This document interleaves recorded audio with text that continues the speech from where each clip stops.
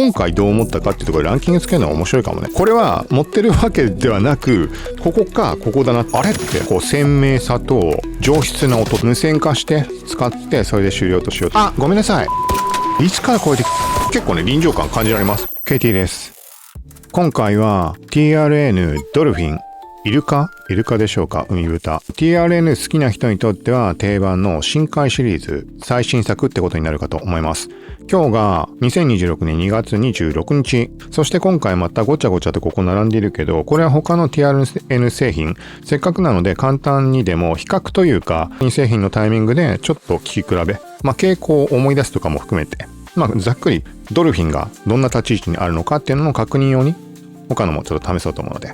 特別イヤホンの知識あるわけではないんだけど、特に初心者の方とか、イヤホンにこれからなんかいろんなものを使ってみたいとか、何か探している人、特には低価格のものを中心に話をしていたりするので、よかったら最後まで自分で開封するような感じで眺めてみてもらえたらと思います。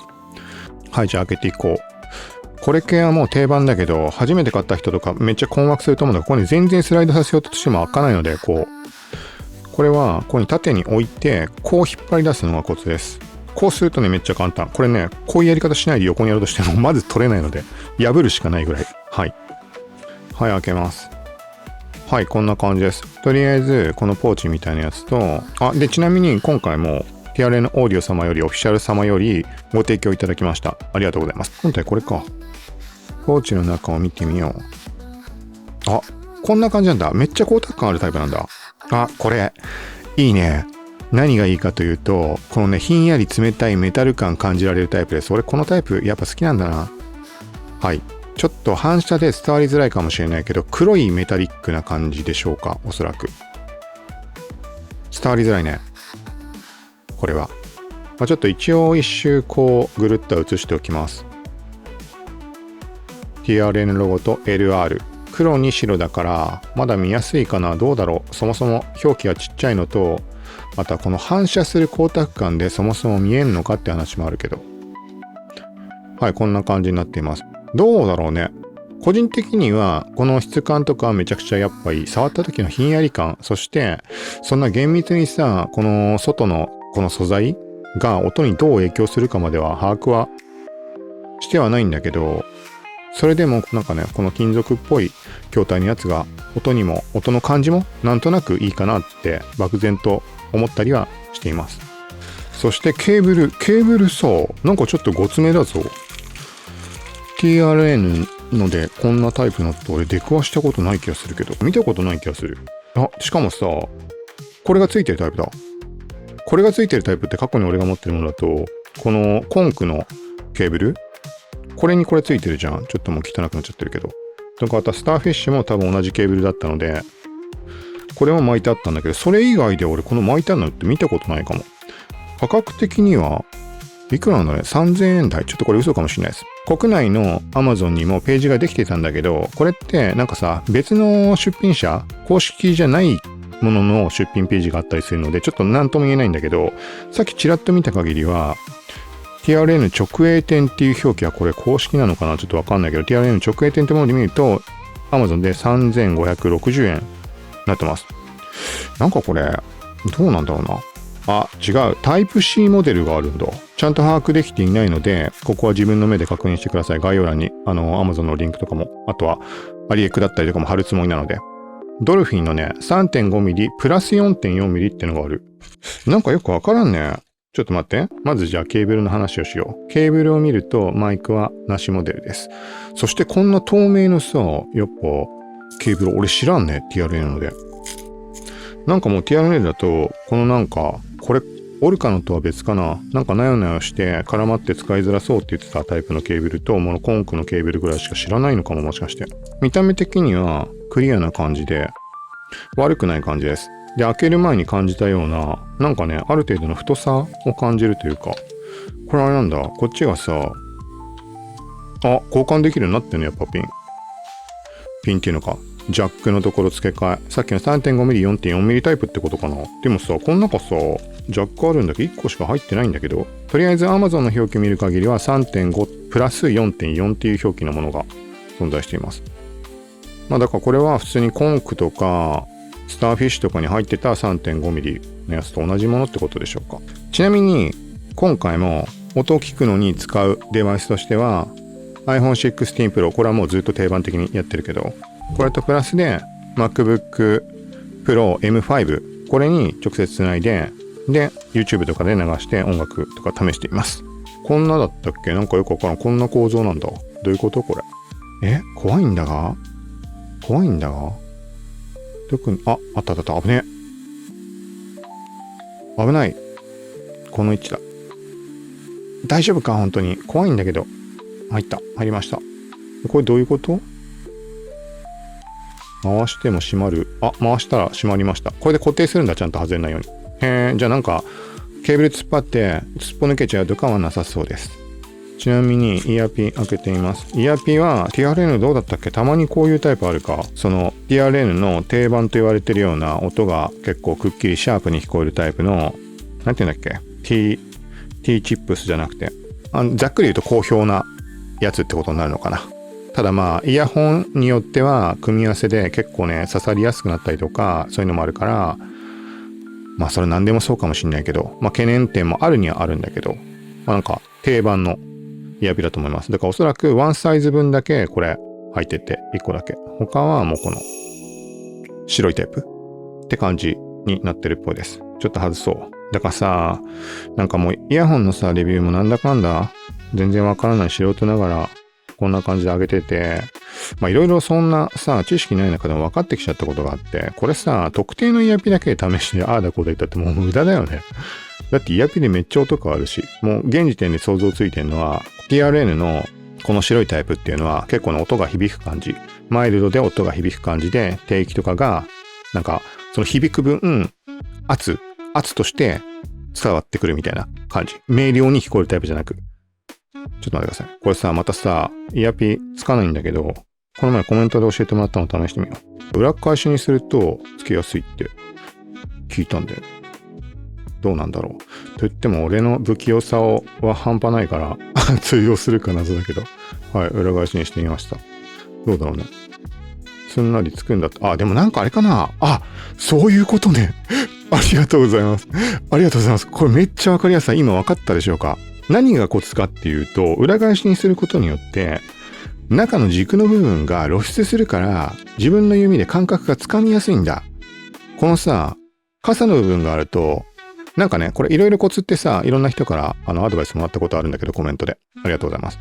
これね、まずこうに、最初の俺の悩みだったのは、なんかさ、こう斜めにしてこういう風に、こうやるのかなと。あれすんなりついたこれは失敗でついてもらっちゃ困る。これね、本当にイヤホンとイヤピンの組み合わせでつきやすいつきづらい、同じやり方してもダメだったりってケースあるから、今のはもう偶然だと思ってください。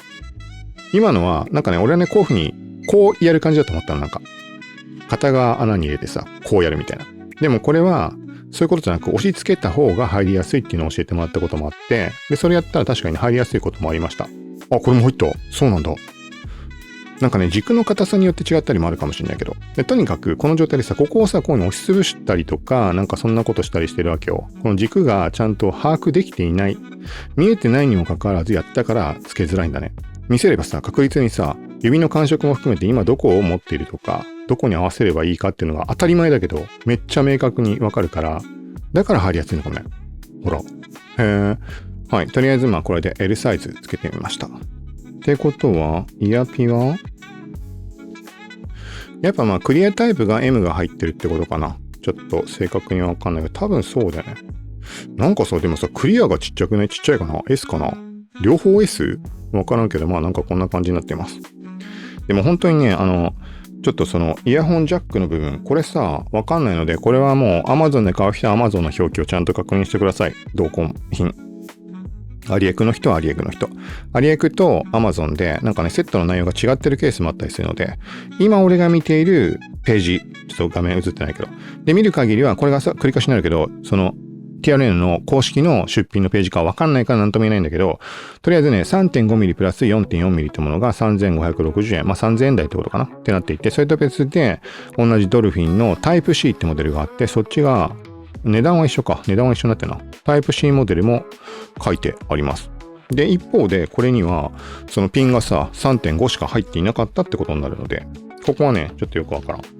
なんか突然さ、今、箱とか片付けたら1個これ出てきたんだけど、どういうことだろう。これどっから現れた動画見てた人もしかしたら分かったら教えてください。適当に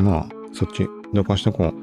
ちょっと重さ一応測ってみようと思います。あ、重いね。そっか、筐体がこのメタリックのやつだからか、9.5。大体なんて言われても分からんけど、3. 点なんとかって普通にあったりするもんね。4g3. 点なんとか。はい、2つ合わせると 19g ぐらい。個人的にはどっちかって言ったらずっしり感がある方が好きなので、ちょっとはみ出ちゃってるから正確な数字にはならないだろうけど。ケーブル乗っけると 40.84、41g ぐらい。ってことは、計算わからんけど、22g ぐらいケーブルが多分。長さは普通に確保できている気はします。はい。これいいかもね。なんかね、この透明の感じは見方によってはチープには見えるかもしれないけど、なんかとりあえず太さがあるので、こうに、なんていうのかね、螺旋みたいな感じで巻いてある感じもあって、ちょっと重厚感をここら辺も感じるあたりもいいのかも。イヤホンと接続していこうと思います。イヤホン、本当に知識なくてたどり着いた方もいるかもしれないので、一応説明をしておくと、こんな感じでリケーブルって呼ばれる交換式のケーブル、これだけ売られていて、この組み合わせで見た目の変化を楽しんだり、音質が変化したりとか、そんなところも、有線イヤホンだと楽しめる感じになります。で、ここの差し込むところは、このね、ピンの規格があるので、何でも買っちゃえばいいみたいなことではないので、そこだけ注意は必要です。俺もここに関しては、めっちゃ細かい説明はできないけど、なんかね、定番的なもので3種類ぐらい多分あるかな。はい、繋いでみると、こんな感じになります。どうでしょうか。シンプルでメタリックで悪くないんじゃないかなとは思います。かといって逆になんかめちゃくちゃいいなと思うような要素もぶっちゃけ今のところ俺は感じてはいないです。黒いメタリックでなんかね、この形自体が目で見てもよくわからんのだよね。見る角度によってさ、なんか形がつかめなかったりあるから、そういう意味でよくわからん。質感とか含めるとめっちゃいい感じであるんだけど、実際の装着感というか見た目の確認というところで、耳の型結構ちっちゃめです。ここつけてみようと思います。結構しっくり収まる感じかも。はい、見た目こんな感じです。上から見られたとき。第三者視点。上から見られたとき、下から見られたとき。下から見られたときって。はい、こんな感じになっています。何かの参考になれば。はい。で、このリケーブルの話触れたついでに、この後に控えてること、他のイヤホンと、普通に聞き比べしてみるとかもあるんだけど、ちょっとこれ定番化しよっかな。ちょっとなんだかんだね、時間がなかったらできなかったりあるけど、これも交換式のリケーブル式の無線化できるやつになります。はい。これもせっかくなので試します。基本的な傾向としては、音質が劣化するっていうのは、ごくちょっとあるけど、どっちかって言ったらね、音の傾向がシャリシャリ寄りになるというか、ドライな感じになる。ドライでシャープな傾向によります。ただ、これ自体がこれね、見てもらってわかるかな、サイズ感。結構でかいんだけど、一応公式の方に書いてあった数値で言うと、単体で何時間したっけな ?8 時間 ?12 時間嘘かななんかとにかく長い。俺はね、イヤホン本当に PC の前にずっといてずっとイヤホンをつけてるので、例えばワイヤレスイヤホンとかで言うとさ、6時間なんてありえないし、8時間でも短いって思っちゃうの。でもね、これはね、使った時に、まだこんな持つんだみたいなぐらい使えていいです。で、このケースの込みだと確か50時間って書いてあった気がするので、相当持つので、これの付け替えた時の音の変化っていうところも合わせて触れようと思うので、はい。ここら辺に関しては関連リンクとか概要欄貼るかもしくは、イヤホンをまとめてある Amazon のページがあるので、ストアフロントってやつ、そこのリンクも貼っておくので、そこからチェックしてもらえるようにするので、そのあたりは、なんか自分で探すのだるいじゃん。だから最後まで見てもなんか探すのだるいなとかならないので、そこも含めて最後までぜひチェックしてみてください。で、ここから実際に聞いていこうと思います。はい、今耳につけてみました。つけた印象としては、ちょっとね、これもね、俺自身の体依存のところなので言ってもあれなんだけど、一応参考になればっていうところで、今 L サイズつけてるけど、ちょっとね、完全密閉の感じがないです。奥に押し込めば大丈夫か。ちょっと押し込んで密閉完全に取った状態にします。iPhone 16 Pro でしょ。一応同じ環境で毎回やるようにしているので。で、これもね、定番として使っている USB ダック。Type-C とイヤホンジャック普通の 3.5mm を変換するようなやつなんだけど、これでも音の変化があるっていうところもあると思うので、これは統一的に KB イヤーの TC12 Pro みたいなものを使っています。本当にここら辺もイヤホン本当に初めてなんかいいのないかなって探してる人もいるかもしれないっていうところの想定で話はしているので、でこれつなぎます。はい。でね、今一個思うところ、これ苦手な人いるかもしれないので、プラスチックみたいなさ、匂いあるじゃん。イヤホン触れてる人ならわかると思うけど、独特のプラスチックの匂い、それがね結構します。これはね苦手な人はちょっと気分悪くなったりとかするかもしれないです。だからリケーブルするとか、そこはちょっと頭に入れてもらった方がいいかもしれないです。で、定番的にこれもまず最初、この番組KT ガジェット本音レビューに対応している、ちょっとあんま更新先できてないんだけど、ポッドキャスト、ラジオみたいなものも存在しています。これ Spotify なんだけど、Apple Podcast とか Amazon でも聞けるやつ。はい、ここでちょっと、まずね、これ自分が録音したものの音の確認、はい、聞いてみました。今聞いた感じ、ぶっちゃけ何も思わない。何も思わないっていうのは別に悪いとかでもなく、よくわからん。で、これも、このさ、俺の声がメインのものだから、なんかそのちゃんとした比較にはならないので、一応チェックして露骨に変化を感じられるものもあるので、他のイヤホンと比べて。なので一応チェックしました。ここからは YouTube の方で音楽聴いてきます。このガジェット本音レビューのトップ行ってもらって、こうカテゴリーみたいに再生リスト並べてあるんだけど、この下の方に、このイヤホンチェック用として再生リスト作ってあります。で、ここに入れてある曲、高音質に聴くための曲とかそういうわけではなく、個人的に好きなものを突っ込んであるだけなんだけど、なので、ここの誰々のなんて曲を聴いてこう感じたとかって言っていくので、ここも実際に聴いてもらいながら、環境を揃えられる人は揃えたりしながら試してもらうと、何かつかめる参考になるところもあるかもしれないので、最近の流れでとりあえず、ミャオ、バーニングアップ K-POP。はい、ちょっと聞いてみました。まず、ファーストインプレッションとしては、ちょっとね、判断が難しいけど、特別コンクとかみたいに、後でコンクとかも聞くけど、めちゃくちゃ、コスパがいいっていうやつ。これが、俺は、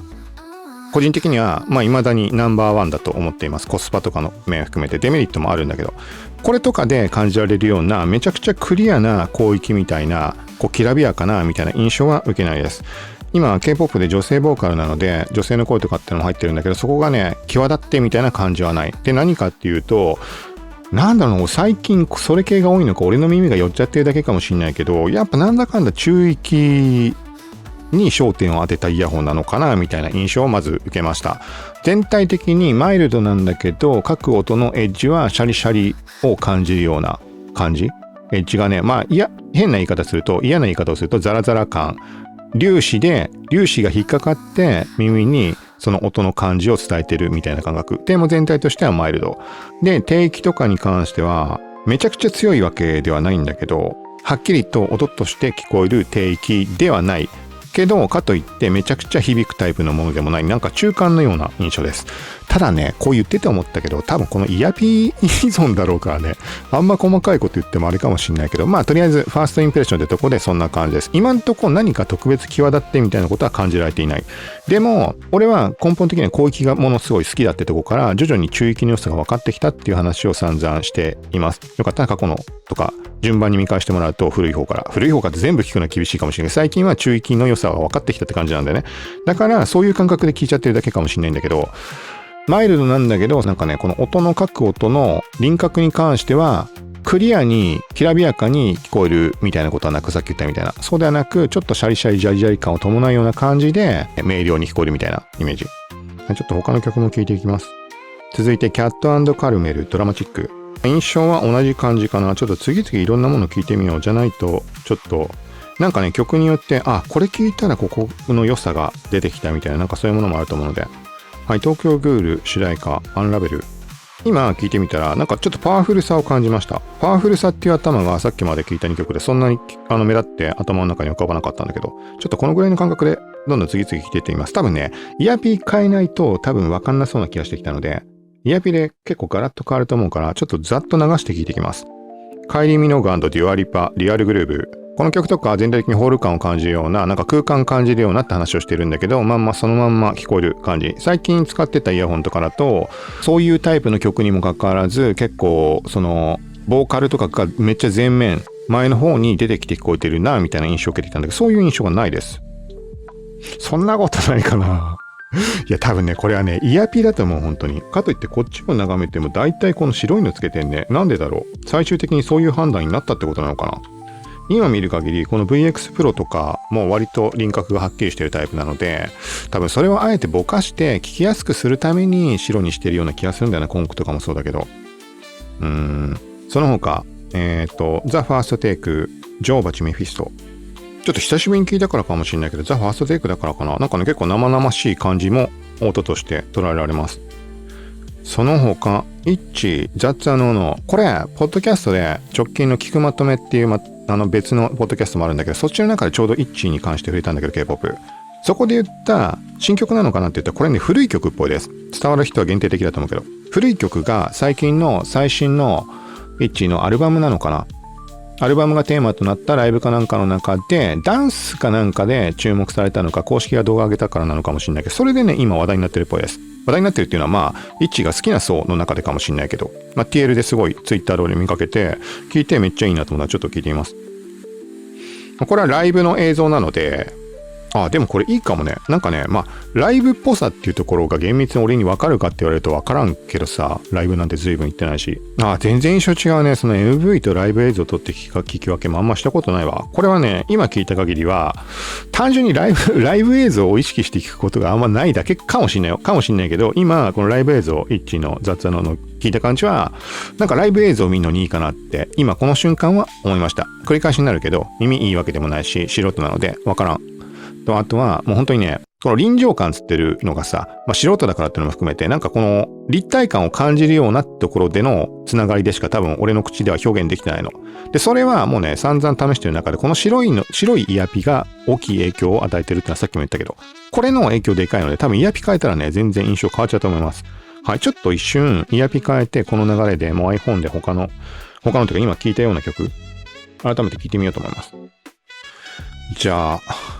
コンクケースの中にいろいろ叩き込んであるので、コンクの死体も入ってる。とか、これがさっきのさ、定番って言ったやつの、でかいサイズのもここに多分入ってると思うので、これかな？これにするだけで、ちょっとね、イヤホンのことわかんない人、こんなこと言われると悩んじゃってもう嫌になっちゃうかもしれないけど、せっかくなので我慢して見てみてください。これに変えると一気に音、すっきりクリアになるので。マジでね、これも散々話してるから常に見てくれてる方聞き飽きてるだろうけど、マジでね、10分経ってもつけらんないことがあんの、俺。不器用すぎて。で、この瞬時につくのはすごいわ。あれ違う、これ。VX Pro プラスにつけちゃった。めっちゃつきやすい。外観も重要だと思うので、透明のイヤピつけるとこんな感じの印象になります。はい、じゃあこれ早速聞いてみます。これね、だいぶ変わると思うんだよな。わからんよね。なんつうかさ、イヤピ。標準と呼ばれる何かベースにするイヤピを1個決めないとダメかもね。何のメーカーであろうが。ちょっとじゃあ、わかりやすく今のライブ映像、イッチーの雑談のものを聞いてみます。この曲ね、ちょっとね、好きになってきたからよかったらこれ聞いてみてください。その再生リストから。いや、全然違う。いや、全く違うわ。分かってはいたものの。いや、これはね、もうそういう話じゃないね。ちょっとね、マジでね、あまりにも変わりすぎて、これは、どれかイヤピ1個に決めなきゃ無理だわ。これにしたらね、全くね、こっちで言ったよ。ライブ感ってものはなくなった。なくなったっつうと大げさだけど、本当にね、シャリシャリとした、シャープな音に変わってめっちゃスッキリ。耳の中が塞がれた時に、反響音的な要素と耳が圧迫されてんなみたいな感覚あるじゃん。要は外の音があんまり聞こえないような感覚っていうのも含めて。こっちで起きてたようなその感覚が全くなくて完全に別物のイヤホンっていうぐらい変わっちゃう。だから、これはもうデフォでついているこの白イヤピー、これベースでいこうじゃないとちょっとお話にならないと思うので、もう一回じゃあさ、これで一致雑さの聞いてみようか。いやもうマジでね、全く違う。全く違う。これ言ったってしょうがないので、イヤピーの特性っていうところがちょっとここが伝わればっていうところで、白イヤピーでいきます、今回は。ってなると他のもの聞くときも白イヤピーにしようか。ってなるとな、もう根本的な今まで言ってたレビューの感じと食い違ってくる可能性すらあるからな。しょうがないよね、それは。はい、とりあえずじゃあ iPhone で聞いた感じはこんなところとします。続いて MacBook Pro M5。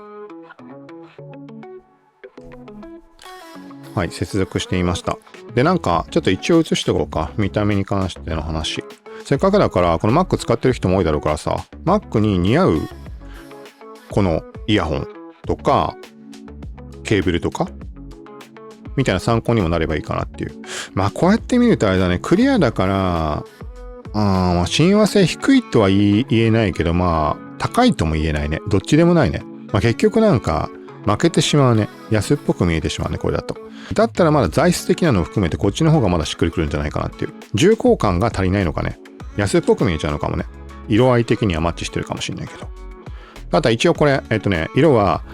なんとかブラックってやつなんだけど、このカバーつけてることによってグレーの一般的なカラーに見えてます。それではない。このね、ケース外すと、これ外せないかな。外すとこんな感じ。角度によって随分、こっちが暗いと思うけど、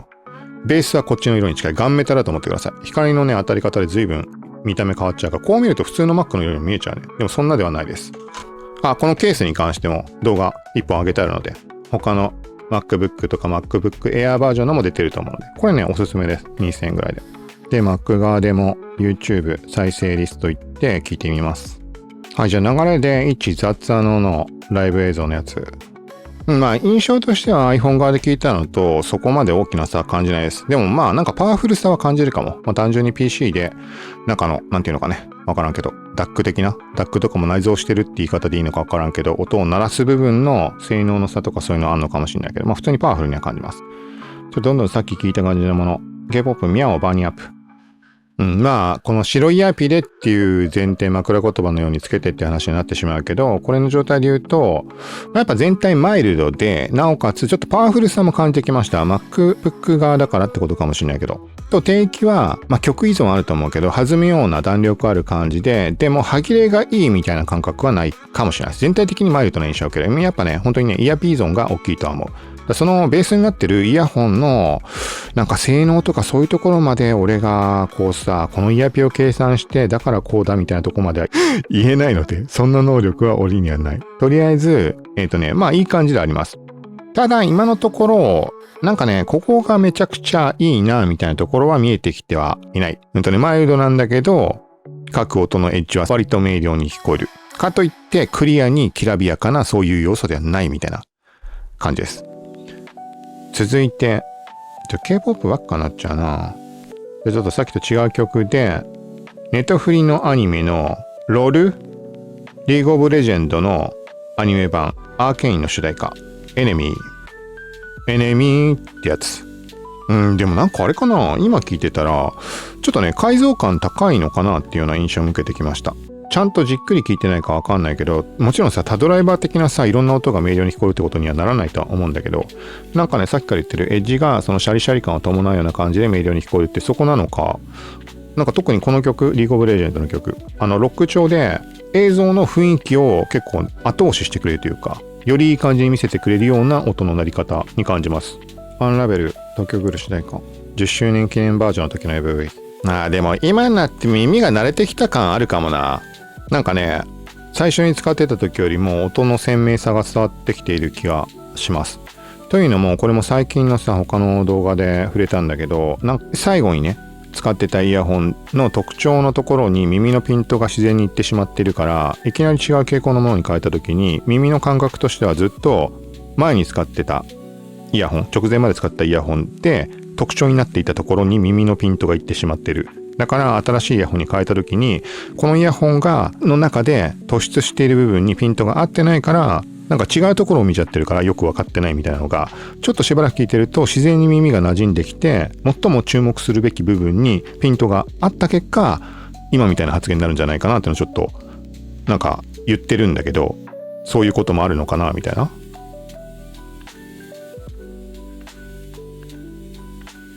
なんかね、そこの表れなのかなっていうので何が分かったかっていうと、さっき言ってるみたいな音のさ、その明瞭さみたいなところがより繊細に聞こえるようになった気がします。曲依存もあるかもしれないので、これもちょっと他のものもどんどん聞いていってみよう。ジョーバチ、メフィストもう一回、ザ・ファーストテイク。ザ・ファーストテイクとかだとさ、歌い始める前のある種 ASMR 的ななんかものの音が擦れる音とかさ、そういうところからも判断できそうだよね。あんまそういう聞き方をしたことなかったけど、ちょっと一番最初の方聞いてみよう。ちょっとそこ縛りでの判断にはならないけど、普通にいい感じには聞こえます。めっちゃアバウトだけど。生々しさも感じるような聞こえ方はしています。2パックヘルレイザー。この曲が、俺楽器のことも一切わからないんだけど、なんかね、その楽器の音がめっちゃ際立って解像度高いイヤホンで聞いた時とか特にねそこが際立って聞こえる気がしたの。ある時気づいたんだけど、そういうイヤホンを初めて使った時なのかもしれないけど、だから判断用にたまに聞いたりしてるんだけどなんかどのイヤホン使っても同じこと言ってるような気してきたな。俺が今言ってたような感覚の部分に関してはこのイヤホン使っても明瞭に聞こえます。これもね何の音か分からんけどチッチチッチなってんだよね。チッチチッチシンバルみたいな音とチッチチッチなってる。ドラムその他さ、なんかさもっと定番的な曲もたまには夜遊びアイドルレビューの中で聞いた記憶がない。あるかな。何も悪いことない。なんかね曲依存なのかな、ちょっと耳がさっき言ったみたいに慣れてきたとかもあるのかもしれないけど、歯切れの良さもちょっと感じてきました。マイルドの中の歯切れの良さみたいなのは感じた。やっぱマイルド寄りではあるとは思うけど、イヤピー依存だよねそれも。はい、じゃあちょっと一応なんとなくでここまで触れてきたので、他のイヤホンと変えてちょっと聞き比べてみようと思います。多分ねそのねイヤピン依存がどうこうとかそういうのはもちろん大きなところであるんだけど、そういうことじゃなく、そもそもさもう結構散々使ってるイヤホンっていうのもこっちには並んでいったりするので、特にコンクとかこれで聞いた時の差で考えれば、何か見えてくるとは思うので、ちょっとドルフィンを外してコンクへ変えよう。ちなみにこのコンクの動画はこのチャンネルの中で最も再生されている。登録者数って今300何十人ぐらいしかいないんだけど、とはいえ登録してくれてる方ありがとうございます。なんだけど唯一 2.3 万回ぐらいまで今いってるのかな。なのでいろんな意味で、見てもらう価値のある動画にはなってると思うので、これも関連リンクよかったらチェックしてみてください。 TRN コンクコンチ。さあじゃあこの流れで夜遊びアイドル。そうなんだちょっと分かんなくなってきたな。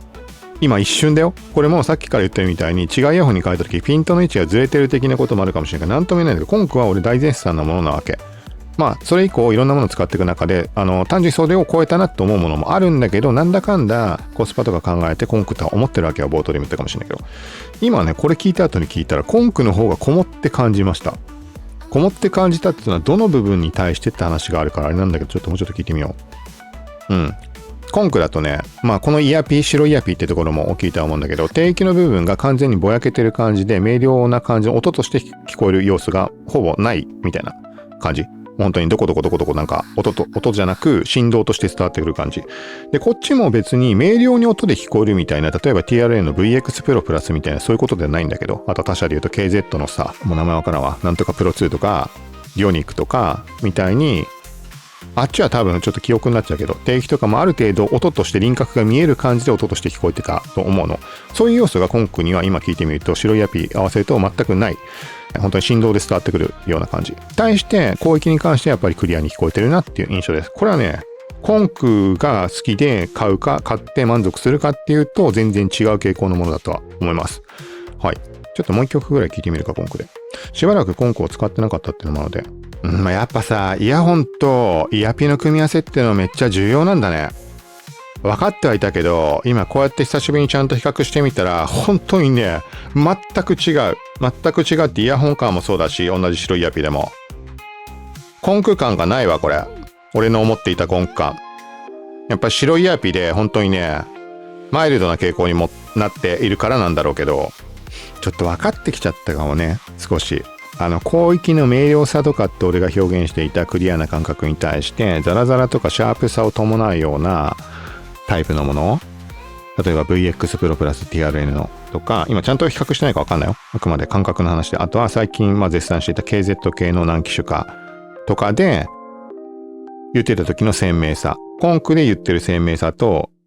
その KZ 系のもので言ってる鮮明さ VX Pro プラス。ここの差がね、ちょっと分かったかも。多分ね、解像感の差なのかもね、それこそ。もしやだから分からんよ。分からんけど、めっちゃ大雑把なくくりをすると、コンクの広域クリアとかって言ってね、やっぱり刺さる感っていうとこのそこに過ぎないのかもね、もしかしたら。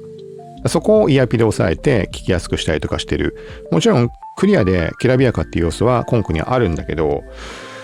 解像感とは違うのかもね。何も伝わらんか。細かい音が聞こえるかっていうと、コンクではもしかしたら聞こえないのかね。どうなんでしょうか。詳しい方々、そういうことなんでしょうか。なんかちょっとね、そこを感じてしまった。かといったってのは、これだって別に3000いくらのものでさ、別にワンドライバー1個のやつっぽいので、他ドライバーってわけでもないんだけど、まあいいか、ちょっと戻して聞いてみるか。なんかね、まあな、イヤピとの相性も本当にあるだろうから、コンクが生きるのは別のイヤピっていうだけの話かもしんないし、まあなんとも言えないけど、さあ、じゃあ再び、ドルフィン。明瞭に感じるね、こっちが。中域がやっぱ明瞭なのかもな。ああ、そうなんだ。ちょっと頭が広域からずれてってきてるかもね。好みレベルで変化してきてるって話を、ここ数回とかの中で散々触れてはいたんだけど、広域好き、卒業してしまったかもしれないです。なんかいいことなのか悪いことなのかとかそういう概念すらないけどさ。とにかく広域がいいって言ってたわけ。それが徐々になんかね、ちょっとずつ何かが分かってきて、中域に対してなんか良さがあるって俺の頭の中でなかったんだよね。言い方なんかちょっと分からんかもしれないけど、広域がとにかく好きだったわけ。広域とにかく鋭くはっきり聞こえるものが好きだったんだよね、きっと。そこに対して中域にもそういう鮮明さの表現っていうものを感じ取る要素というか、そこに俺は一切目を向けていなかったから気づけていなかった良さに気づけてきちゃってからの変化量がでかいかも。もしかしたら。だからなんかそういう視点で考えてコンク側をイヤピとかケーブル変えてみて、今の好みに近づけてみて、そしたら最大限のさ、本領発揮に逆になることもあんのかもしれないしとか、ちょっとそういうところも気になってきました。はい、じゃあ続いてコンクはこれで終わり。じゃあ VX プロプラスいってみよう。これは相場で4、5千円ぐらいなんだけど、多ドライバーって言われるやつです。これはね、もうね、動画今サムネも出すと思うけど、本当に音の大渋滞、素人困惑の18ドライバーみたいに動画上げて、しょっぱなね、プレキャンとかも、その公式 TRN 公式様と行うっていう回にもかかわらず、最初にプレキャンの案内とさ、これご提供いただきましたよって言った後にいきなり結論的なパートを設けてる時があるんだけど、言ったのがよくわかりませんだからね。何なのかがわからないっていうところからスタートして、でもぶっちゃけ素人からしたら何なのかわかんなかった。その答えについてはめっちゃ強くいろんなこと語っているので、最近の他の回でも語ってるんだけど、そう。これはもうね、飛んで聞いてみてください。ざっくり言うと、Twitter とか X でさ、よくさ、情報量の多すぎる画像ってあるじゃん。なんかパッと見さ、何が起きてるのかわからんけど、なんかわけわからん情報いっぱい詰まってんなみたいな。で、よくよく例えば左上、右上、ど真ん中、右下とか見ると、それぞれのところにオチが含まれていて、最終的に全部を理解したことによって全てが繋がった面白さみたいな感じの画像あると思います。あれのイヤホン版です。このぐらいにしとこう。とにかく、そのね、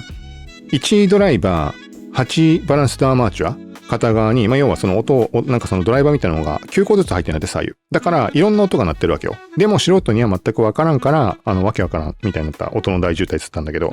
ちょっとこれに変えてみます。改めて聞きながら話もするけど、いろんな音が確実に鳴っているんだけど、それがいっぺんになってるから、なんかね、どこ聞いていいかわからんみたいな。なんか今回のさ、中域の鮮明さとか、なんかそういう話をした流れで、VX プロプラスに対しても今気になることあるので、そこら辺の判断にもなれば。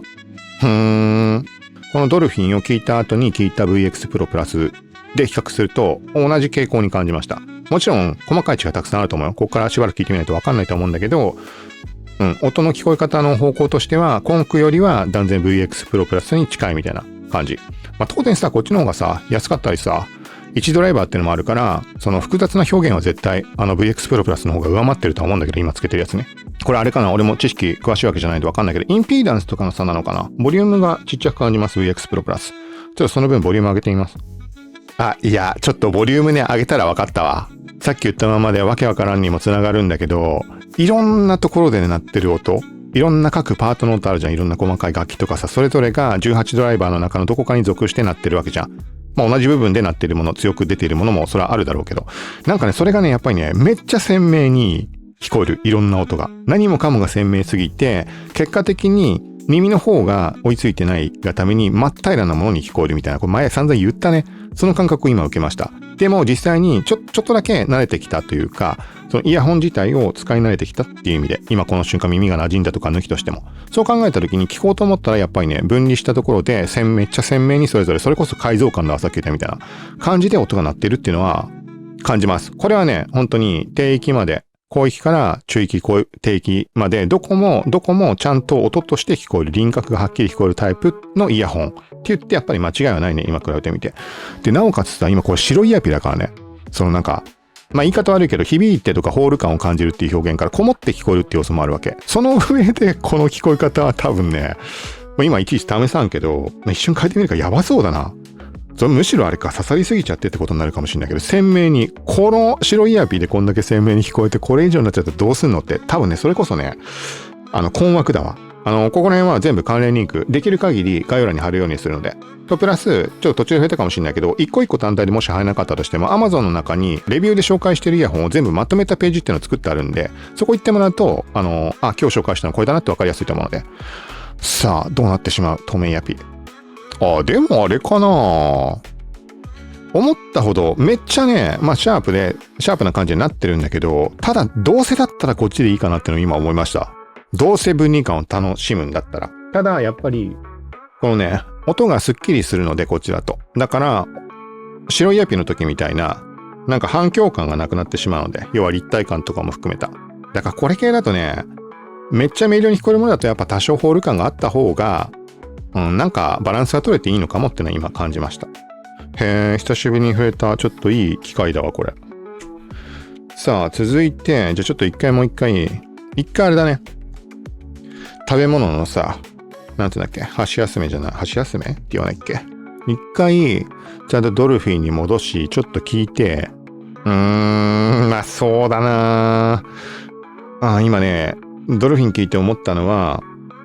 例えばね、全然知識なくて買った人でさ、その人はこの自分の好みも固まってないだろうからあれなんだけど、こういう言い方したってわからんか。こっち買ったら多分ね、めっちゃのっぺりに感じてしまうと思う。その4、5千円出しても、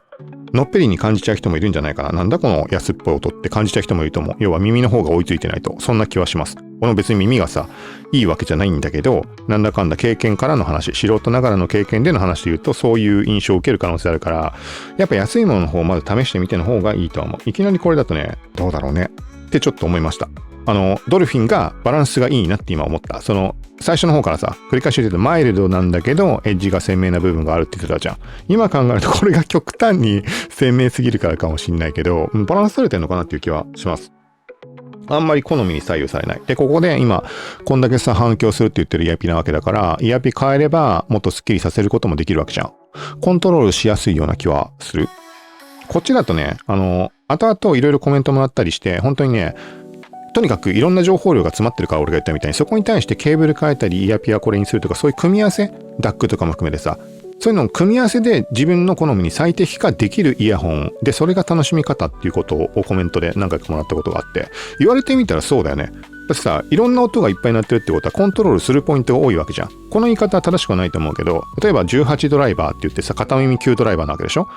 なんかざっくりくくってさ、9ポイントのこの変化を楽しめるポイントがあるとも捉えられるじゃん。つまり9つのうちの例えば1から5までは抑えるような組み合わせのイヤピー、ケーブルとかさ、そういうコントロール、そんな数値で表せるものではないだろうけど、そういう楽しむポイントがあるよね。そこに対して例えばドルフィンとか、ドライバー数だけでは決まらないかもしれないけどさ、1ドライバーっていうと単純に9ポイント、1ポイントって抑えるポイントに対して、こっちはさ、なんかさ、1個変えたらそこに全部が左右されちゃいそうな印象あるじゃん。もうあれデタラメだけど、なんとなく感覚的に伝わったらいいなぐらいなんだけど。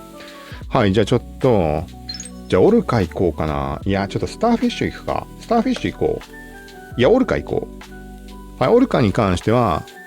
これもともとマイルドめのなり方の、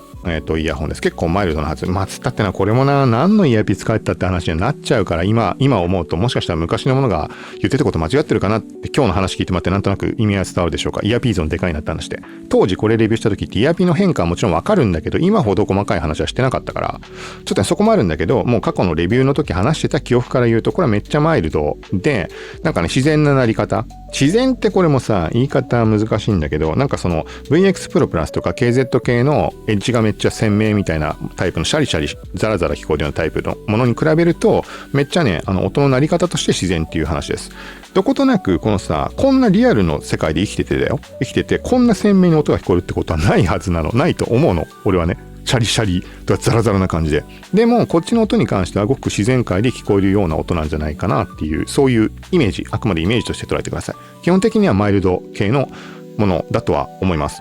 はい。だから、それを補うためにもうちょっと鮮明さが欲しいなっていうところで、この透明のイヤピを最後に装着してるんじゃないかと思います。多分ね、白イヤピの組み合わせだとあまりにもマイルドになりすぎて、本当に響いてる感がすごいみたいな感じになっちゃうとは思うんだけど、ちょっとじゃあ、これに関しては、デフォでついてきたケーブルは多分これかな、これか似たような、結構柔らかい、絡まりやすくてイライラするって言ったケーブルだったんだけど、ちょっとこれは、まあイヤホンのことわかんない人向けなのも含めて、このリケーブルっていうところで、このドルフィン外して、このままオルカを接続してみようと思います。要はこうやって楽しめるっていうのがメリットなので、あれこれ違うかな、まあとりあえずくっつくので、これでいこう。で、イヤピンもとりあえず白にしています。なんかな、左右でさ、イヤホンさ、違うのくっつけてわかるぐらいの耳だったらいいけどな。そんな器用さないからな。イヤピすらまともにつけられんっつってのに。そもそも左右の耳でね、聴力の違いとかもあるだろうしね。はい、つけました。ちなみに、これは、オルカ、なんだっけ、シャチだっけか。シャチがテーマ。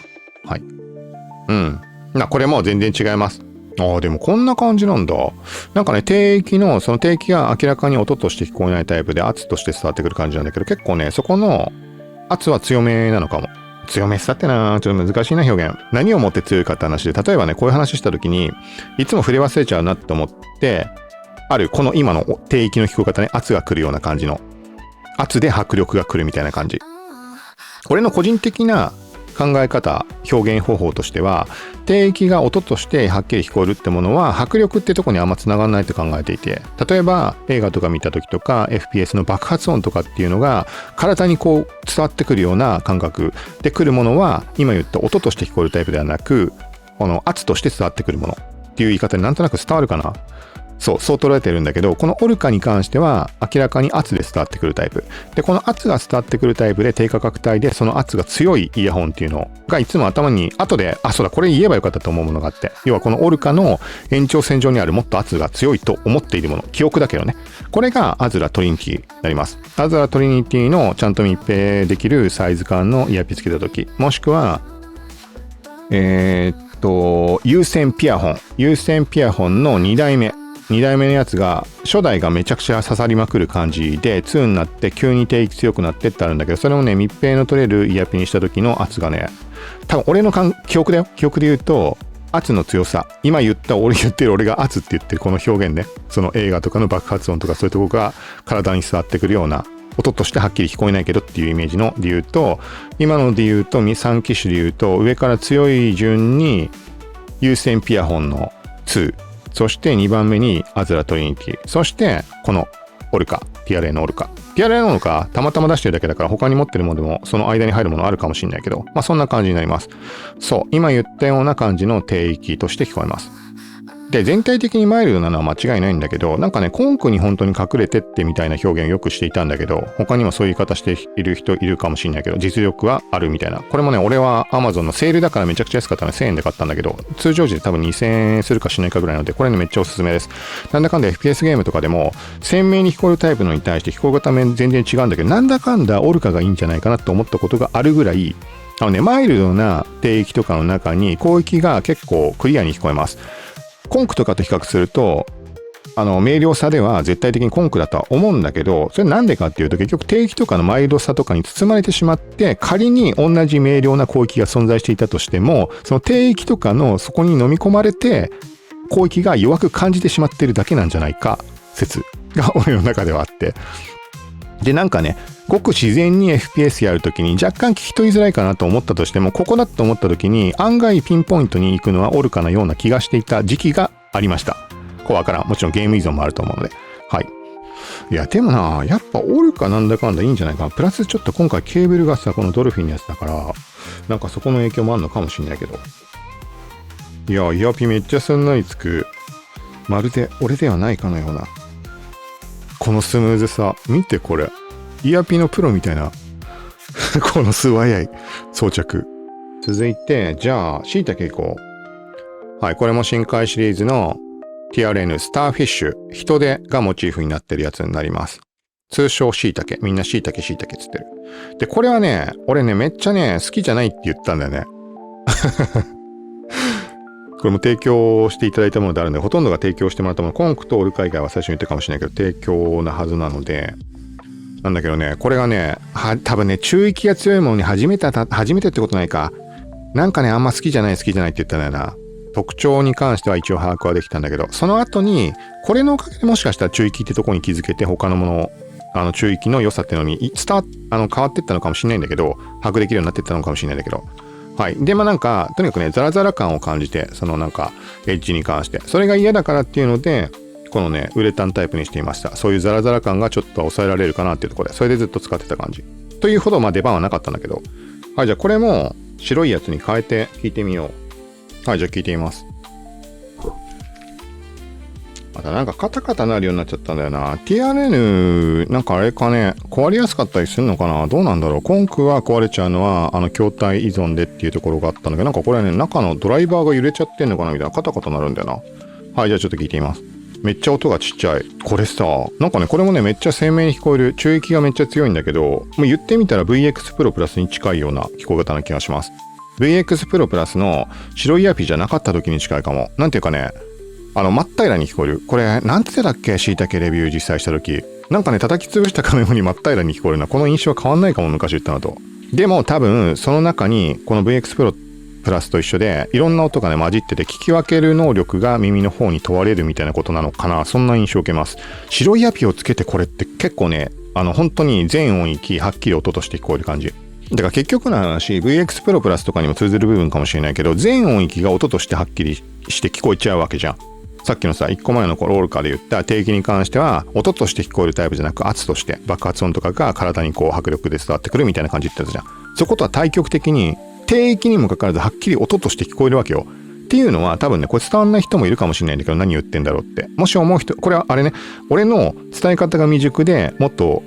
イヤホンのこと分かってる人たちに伝わらないんであれば、俺がダメなだけなんだけど、そうではなく、イヤホン初心者とかそういう人が聞いて、どういうことだろうみたいに思う人がいたとしたら、それはまだね、未体験なんだと思います。俺が体験できたっていうのは、パドライバ系って言われるものを提供とかで使わせてもらって、その時に初めて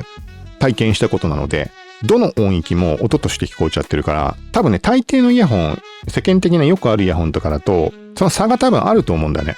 まあ、逆にあれか、イヤーポーズとかで言うと全部フラットだから、真っ平らに聞こえちゃうかもしれないけど、でもさ、イヤーポーズとかってさ、そのエッジが際立ってめっちゃ明瞭に聞こえるとかそういうことはないじゃん。そういうのも含めてフラットで聞きやすいみたいな表現になるでしょ。だから、イヤーポッズの各音域の音が全部明瞭になったらどうなるかっていうのを想像してみてほしい。伝わりづらいよね。そういう印象です。この椎茸に関しては。そういうことか。まあちょっとやっぱね、これはね、好きじゃないし、好みに結構左右されるんじゃないかなとは思います。はい。まあこれはあれだわ。ごめんなさいだね。変わらずごめんなさいだわ。いろんな意味でごめんなさいだ。ほらちょっとこれ音聞こえるかな？今こう揺らしてるじゃん。マイクに近づけます。なんか気づいたらこんな風になっちゃって。他のコンクとこれ以外は別に何も問題ないんだけど、普通に何ら支障はないんだけど。ちょっとじゃあもう一回イヤーピンを戻し、これで一応今出しているものは全部聞いたかな？多分比較したでしょうか。あとは他に、全く違うものとして、中域特化みたいなイヤホンもあるんだけど、それはね、あまりにも傾向が違いすぎるから、ちょっと今回はスルーしよう。この TRN の C ホースってやつ、タツノオトシをモチーフのやつ。これはね、他の人のレビューとかを見てみたんだけど、広域と低域をバッサリカットしたみたいな感じのぐらいそういう極端なイヤホンなんだって。俺も聞いてみて実際そういう印象あったんだけど。でもね、不思議と、めっちゃ広域好きだって俺言ったじゃん、もともと。何にもかかわらず、ハマる要素があったのが確率なんだよな。比較してどうこうのものではないと思うから、ちょっと今回は、ちょっとごめんなさい、スルーします。はい、じゃあ続いてここからは、無線化して使って、それで終了としようと思います。はい。これはね、ちなみに、3000、安ければ2、3000ぐらいで買えるのかな？ Amazon だと3000円ぐらいになるでしょうか。で、これは Amazon と例えばアリエクとかで販売の仕方が違ったりするので一概には言えないんだけど、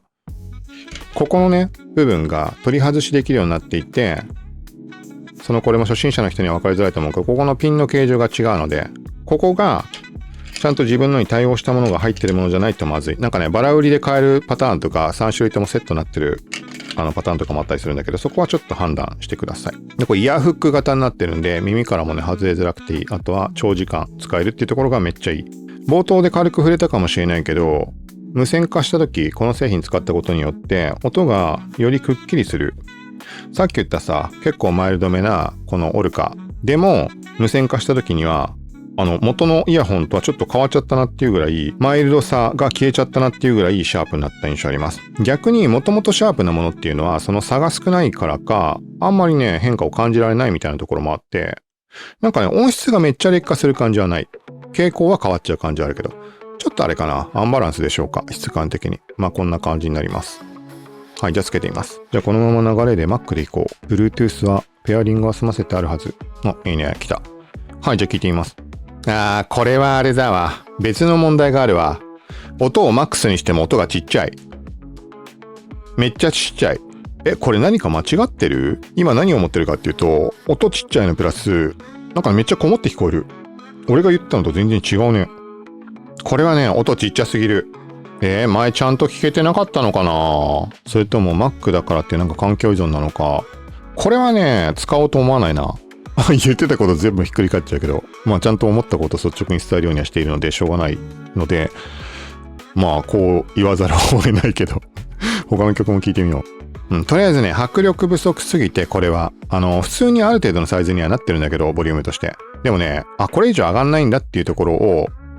すごい不満に思う感じです。ちょっと残念だな。ただまあどっちにしても2、3000円、3000円ぐらいで買えるから無線化して楽しめるっていうのは、これ特有のメリットもあるので、そういう意味ではいいんじゃないかなと思います。ちょっとじゃあ、一応 iPhone にもつないでみるか。なんかさすがに納得いかんわ、これ。例えばさ、単純にさ、iPhone の方がもともとケーブルでつないでる時も音量がちっちゃかったとするじゃん。仮の話ね。そうだとしたら不満がさ、湧かなそうな気もするので、もしそうであれば。iPhone 側接続。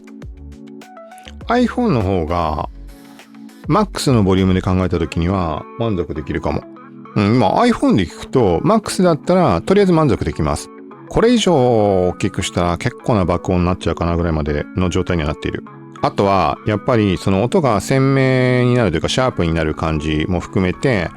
これ以上大きくしたところで耳に刺さる感じが現れそうだなっていうところで、そういう意味で、まあ、ある意味ちょうどいいのかも。これなんだろうね。iPhone で聞くと普通に音は別に悪いことはないです。さっきさ、こっち Mac で聞いた時は普通にね、音ちょっとね、これは微妙だなって明らかに感じたの。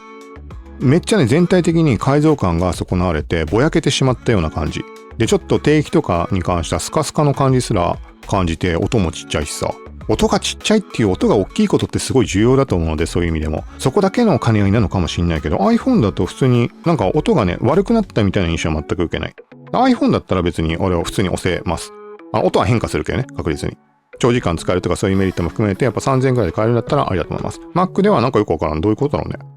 はい。みたいなところで、一応一通り試してみました。ちょっといろいろ試してみた結果考えると、3000円台だもんね。ちょっとこれもさっきから冒頭でも言ったみたいにさ、価格に関しても Amazon の今のページの表記が本当に正しいかわかんないので、正式には発売はまだなのかもしれないし、わからない。けど、今見た限りは3500円とかそのぐらいの表記でした。で考えたら普通に購入はありだと思います。なんかさ、TRN の製品をいろいろ購入すでにしていて、別の新しいものに興味があるとかそういう段階で手を出すにあたっても3000台だったらまあ無難な価格だと思うし、はい、まあ散々話したけど他のものとの比較した時にそれなりの差は感じたので、まあ伝えた内容から判断してもらって興味ある方はぜひ概要欄などからチェックしてみてください。でなんかさ、今ちょっとふと思ったんだけど、なんかあれかね、ランキングその回、今回どう思ったかっていうところでランキングつけるのは面白いかもね。とりあえず今もうね、並べてあるんだけど、ちょっともう順番に、もう椎茸はもう好みじゃないっていうところで、もうこれはね、圧倒的に下です。この枠外になっちゃうぐらい。ごめんなさい。好きな人はごめんなさい。で逆に、俺が嫌いって言ってるものに関しては、それが好き、逆に好きだって思ってる人はさ、まあ、役と捉えてもらって、参考にしてもらえればと思うので。VX Pro プラスも、実用度は高いの。 FPS ゲームとかで足音とかめっちゃ聞こえて謎に倒しまくったみたいな話をこれの回でしているので、それ見てほしいんだけど、でもね、普段使う時に音の好みとして好みかっていうと、今日聞いてみた感じもそんなことはやっぱりなかった。だからこの下から2番目にしておきます。で続いてここが意外だね。ここがね、ちょっと今日聞いた感じは今この瞬間使うってところで考えたオルカが上に行きます。でコンクはいいんだけど、なんかね、今日ドルフィンと比べながら他のものもいろいろ聞いたわけじゃん。そう考えると、この白いアピベースで聞いたからっていうのはでかいと思うんだけど、ちょっとね、なんかあんまりよく感じられなかった。なんかね、ちょっとぼやけてるというかスカスカというか、いいのは広域だけなのかなみたいなちょっと今回思ってしまうところがあり。で、じゃあドルフィンがどこに行くかっていうと、これは持ってるわけではなく、ここかここだなって思ってます。かといってオルカがじゃあめちゃくちゃいいって思うような1位の座に輝くかっていうと、そんなことはないの。だからこのドルフィンが飛び抜けてめっちゃいいわっていうことは俺の中ではないです。ないんだけど、この中で今回の中であえてどこか順位を組んだとしたらここら辺か、あとはもうここ好みとしてさ、ここ全然違うので、そういう意味合いでこっちになるかぐらい。なんか今日聞いた印象だとこっちが強いかも。どっちかと言ったら1位の座に行くぐらい。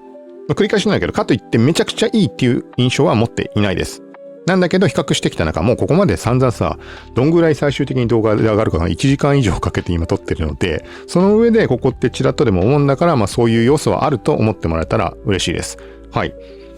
ここかな。まあイヤピまで変えたら多分こうなる気がするんだよな。こうなる気がする。ちゃんと最適なものにマッチしたイヤピの組み合わせにしてったらね。なんだけど今回の白イヤピ芝居とかだったらこれでもおかしくない。こうか。はい。TRN ドルフィンをゲームで使ってみようということで、タルコフ系のアリーナブレイクアウト、ちょっとマニアックなゲームかもしれないけど、いつも足音の判別とかっていうところはこのゲームを基準にしているので、こちらでプレイしてみようと思います。一応なんか動画内でそんなに絶賛するとかのところまでいかなかったと思うんだけど、なんかね、その後にいつもの Windows のパソコンに変えて DAC に関してはクリエイティブのサウンドブラスタ X5 なので4万ぐらいするか、まあそこそこいいやつではあるんだけど、そっちにしたらね、めっちゃよく感じた。明確にその MacBook と比べてどうこうとか iPhone と比べてどうこうとかっていう比較レビューのタイミングでなんか試したわけじゃないかあれなんだけど、単純に無意識レベルで Windows で使った時にあれなんかめっちゃ良くないかみたいな、なんかね、明確な分離感を感じるというか、結構鮮明さと上質な音っていう印象。足音の感じ、ここの建物とかが分かりやすそう。ちょっとこれ系やったことない人向けに言うと、ワンパンで頭に食らっただけで一発で即死する可能性とかあるので、結構なんかね、慎重に行くタイプのゲーム。あんまり例えば Apex とか Fortnite みたいに突っ込んでいくみたいなゲームではないです。もう基本的に比較的、まあどっちかというとコソコソする。まあこんな感じでアイテムを漁りつつ、高いものを持ち帰って拠点に離脱して、まあ装備整えていくみたいな。まあめっちゃカジュアルなゲームで言うと、今だったらアークレーダースと思ってもらえればそんなに間違いはないかも。それよりも圧倒的に戦闘に関してはシビアなので、だから自分が漁ってる時の物音を人に気づかれちゃまずい。まあそれもアークレーダースとかも同じだと思うけど、それがよりシビアなので、めっちゃね、イヤホンに頼るところが大きい。音の鮮明さとしてはまあまあ鮮明には聞こえています。ちょっとね、これ系のゲーム久しぶりなので判断ちゃんとつかないんだけど、普段、まあこれ系のゲームで使うんだったらこのイヤホンだよねみたいに言ってた、もっと音が鮮明な系統。例えば、まあ TRN で言うと VX Pro プラス。デメリットも大きいんだけど、音があまりにも聞こえすぎちゃうから、自分で取捨選択しなきゃいけない。すべての音が聞こえてしまうので、その中からこれが足音だなとかで判別をしなきゃいけないので、ものすごい疲れるんだけど、でも謎にね、勝率がめっちゃ高いかったんだよね。VX Pro プラス。あとは、他のメーカーで言うと、KZ の使ったことあるものだと、もう名前から忘れちゃうな。XS12 Pro 2 XS だっけ、なんかそんなのとか、あとは KZ のゲイルとか、そこら辺がもうね、全部の音が聞こえて、そこから取捨選択タイプ。だからそれほどのことはないと思うんだけど、ただ普通に聞きやすいようなイメージはあります。で、ゲーム依存があるから、ここも何とも言えないけど、まあ基本的にはというか、まあこのゲームとかで言うと、比較的広域、足音だから広域じゃないのかな、でも広域が強い系のイヤホンとか、エッジが鮮明なものが、このゲームでも露骨に、場所の特定、足音の位置とかつかみやすかったので、まあ漠然と俺は広域って思ってるんだけど、定位的な面で考えると、まあこの仲間が走ってる音とかは、ちゃんと明確に位置はつかめる印象。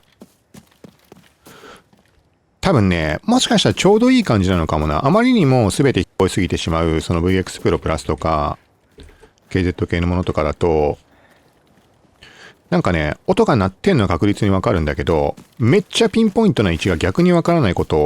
みたいなことがあってしまって。なんかね、音がはっきりあまりにも聞こえすぎるから、絶対ここだって思ってみると、ちょっとずれてて、あれちょっと違ったみたいなことで惑わされる感じがある。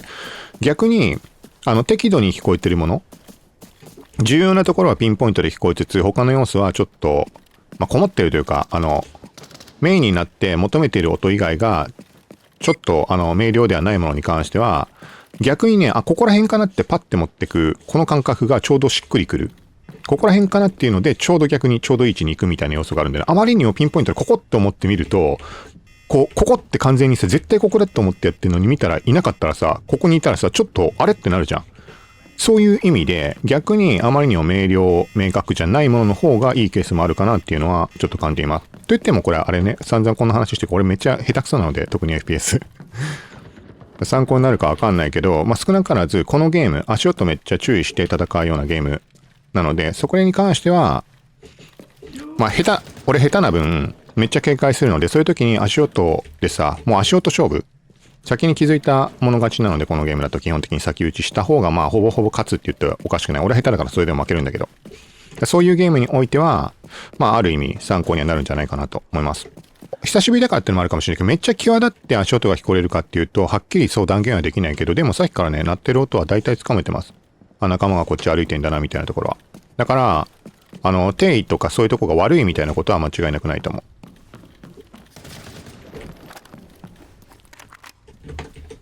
せっかくだからこのゲームにも触れておくと、弾込めの概念とかあって、弾がなくなったらマガジンからで撃てないので、この音も、詰めてる音も他のプレイヤーに聞こえるので、そういう駆け引き。だから音が重要。だから下手くそにとっては、逆に付け入る隙がある。ただただエイム力の勝負では俺は絶対に5億%勝てないので。でも音の勝負ってところで、イヤホンだから重要なんだよな。どのイヤホンがいい悪い。音楽に関しては、俺は明確な判断できないけど、こういう今言ったみたいな意味合いで、このゲーム、FPS ゲームとかに関しては、下手だからこそ、イヤホンを本気で使いこなしてるっていうとちょっと違うかもしれないけど、音楽と違ってさ、確実な正解があるので、音楽で例えば、じゃあさ、なんかの楽器の位置がここだと思ったらちょっと違ったからって何の支障はないじゃん。なんか納得いかない人もいるかもしれないけど。だからゲームの場合さ、ここにいるって思ったのに、いなかったらダメじゃん。例えばさ、ここにいるって感じたのにこっちにいたらもうアウトじゃん、そのイヤホン。とかっていう正解が確実に存在するので、もちろん聞く人によってさ、その感じ方も違ったりとか、捉えられる、捉えられないとかもあるかもしれないけど、使いこなせる、使いこなせない。死んでる。ということはプレイヤーがいるのか。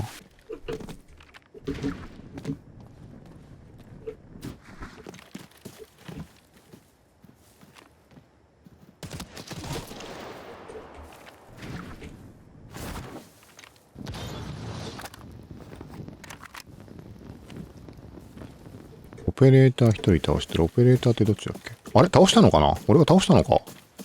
れ俺が倒した敵かね？さっきのプレイヤーかな？もしかして。あ、そうかも。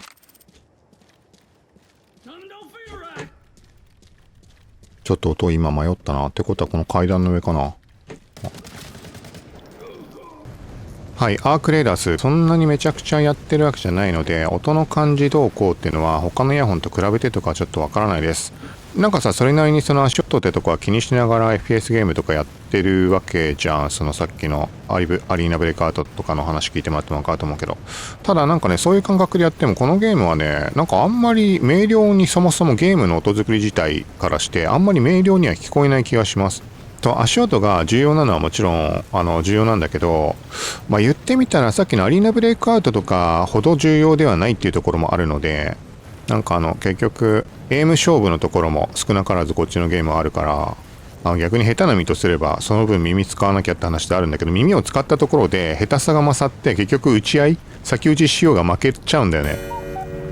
っていうところはあるからなんだけど、なんか今ちょっと別の捉え方で考えてみようと思ってふと思ったんだけど、このゲームって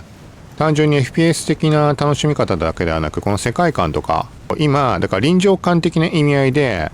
今ドルフィン使ってどうかっていうと特にいい感じには思えないです。このゲームの音作りっていうところが重要だろうからな。他のイヤホンで比べないと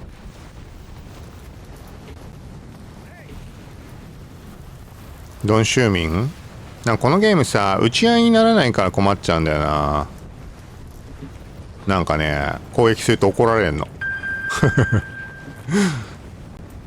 なんか倒しまくってれば、なんかその PVP 好きの方、PVP ばっかする人たちの方のサーバーに行くとかなんとかって話もあるんだけど、なんかね、何もできないんだよね。なんかロボたちを攻撃するぐらいしか。どこ行ったどこ行った。危ない。